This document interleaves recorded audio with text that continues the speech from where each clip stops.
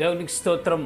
ప్రియమైన వారలారా, రక్షకుడును ప్రభు అయిన యేసుక్రీస్తు వారి నామంలో మీకు శుభములు వందనాలు తెలియజేస్తూ ఉన్నాం. దేవుడు మిమ్మలను, మీ బిడ్డలను, మీ కుటుంబములను దీవించి ఆశీర్వదించునుగాక. ఆమెన్. God bless you. దేవునికి స్తోత్రం. హల్లెలూయా. ప్రియమైన దేవుని పిల్లలారా, యేసుక్రీస్తు ప్రభుల వారు ఈ భూమి మీదకు వచ్చి సర్వమానవాళి కొరకు ఆయన యజ్ఞమయ్యాడండి. యజ్ఞ పశువుగా వధించబడి మనుష్యులందరి పాపాలు కడిగి వేయటానికి ఆయన రక్తమును చిందించి ప్రాణమును బలిగా ఇచ్చి మరల పునరుద్ధానుడై తిరిగి లేచి సజీవుడై మరల రాబోవచ్చు ఉన్నాడు. ఆ రక్తంలో ఎవరైతే కడగబడతారో, ఆ రక్తము చేత ఎవరైతే కొనబడతారో, ఎవరైతే స్వర్గానికి హక్కుదారులు అనబడతారో వారందరినీ తీసుకుని వెళ్ళుటకు రెండవ రాకల్లో రాబోచు ఉన్నాడు అని క్రైస్తవులు నిరీక్షిస్తూ ఉంటారు. అది నిజమండి. అయితే ఇది ఒక యూదులకి, ఇశ్రాయేలీలకే కాదండి.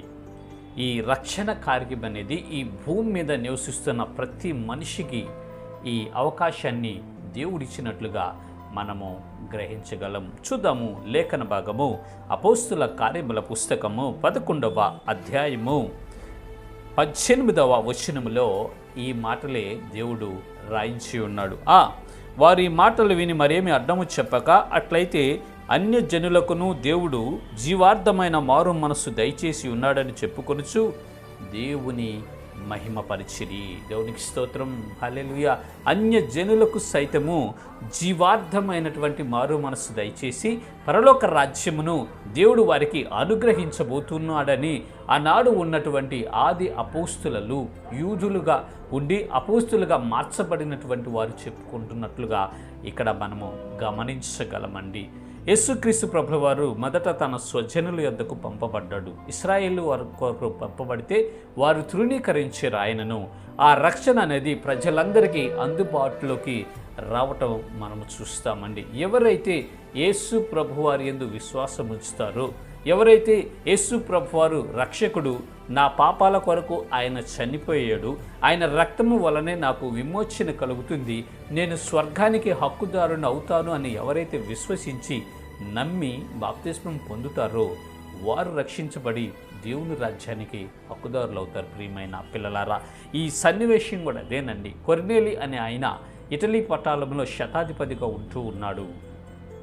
100 మంది మీద అధిపతి, సైన్యాధిపతి అయిన ఆయనకు దేవుని దూత దర్శనమిచ్చి, పలానా ప్రదేశంలో పేతురు అనే భక్తుడు ఉంటారు, పిలిపించుకోనండి, మీకు దేవుని వాక్యం బోధిస్తాడని చెప్పినప్పుడు ఆ కొర్నేలి అనే ఆయన తన కింద పనిచేసే సర్వెంట్లను పంపించి దైవజనుడైనటువంటి పేతురుని పిలిపించుకున్నాడండి.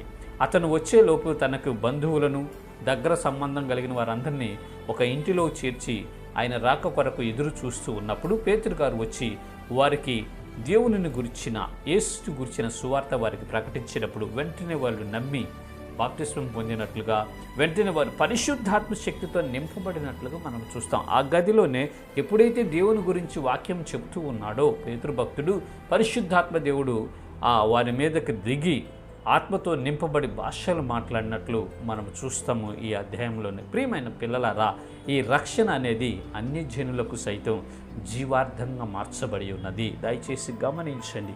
ఒకవేళ నువ్వు ఇప్పటి వరకు యేసు ప్రభు వారిని సొంత రక్షగా అంగీకరించకుండా ఈ వీడియో చూస్తున్నవేమో, ప్రియమైన సహోదరి సహోదరుడా, యేసుక్రీస్తు ప్రభువారు నీ పాపము కొరకు కూడా రక్తం చిందించాడు. యేసు ప్రభువారు నా పాపాలన్నింటిని తుడిచివేయటకు శక్తి కలిగినటువంటి వాడు. ఆయన యందు మీరు విశ్వాసం ఉంచి మీ పాపములను ఒప్పుకొని విడిచిపెట్టి ప్రభువైన యేసుక్రీస్తు వారి నామములో మీరు బాప్తిస్మం పొందగలిగితే మీరు రక్షించబడతారు, పరలోక రాజ్యానికి హక్కుదారులు అవుతారండి. రక్షించబడినటువంటి మనమందరము ఈ విశ్వాస యాత్రని ముందుకు సాగిపోవాలండి. విశ్వాసాన్ని కర్త, దాన్ని కొనసాగించు యేసునాథుడు వైపు చూచుచు మన ఎదుట ఆయన ఉంచినటువంటి పందెములో ఓపికతో పరిగెత్తుదాం, పరలోక రాజ్యం చేరుకొని యుగయుగాలు ఆనందించుదాం. ఇటు కృప దేవుడు మనందరికీ కలుగు చేయనుగాక. ఆమెన్. God bless you. దేవుని స్తోత్రం. హల్లెలూయా. Praise the lord.